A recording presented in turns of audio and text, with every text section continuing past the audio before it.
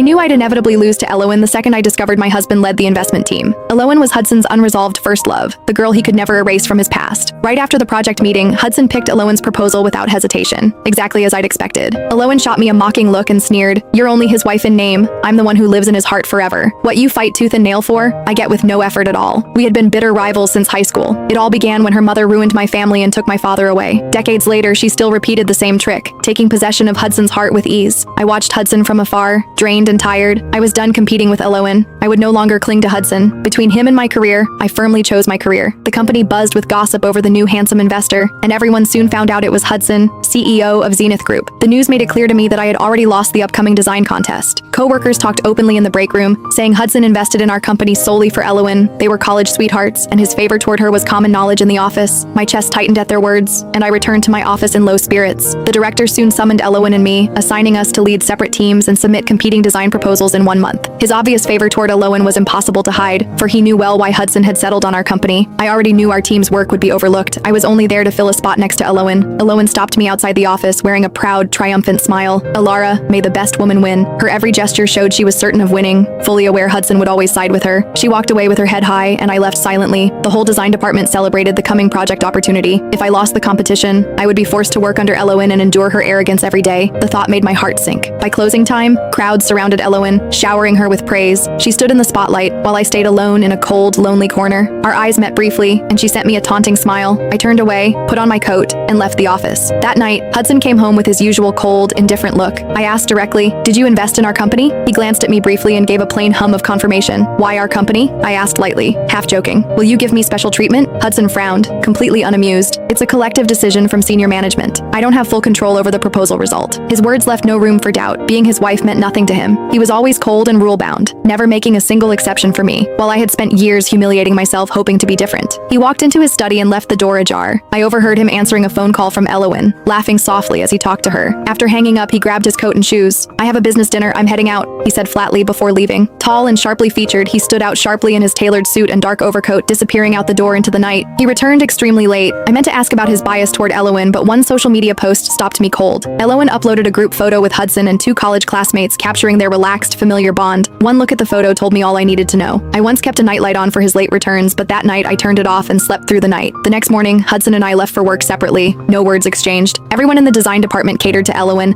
knowing the company's investment relied on her connection to Hudson. No one cared about our long-standing feud. They only cared about bonuses and work performance. When Hudson visited the company, the director pulled Elowen aside. Curious coworkers asked about his personality, and Elowen gave vague, suggestive answers about their long friendship, letting everyone guess at their romantic history. I read through old alumni posts detailing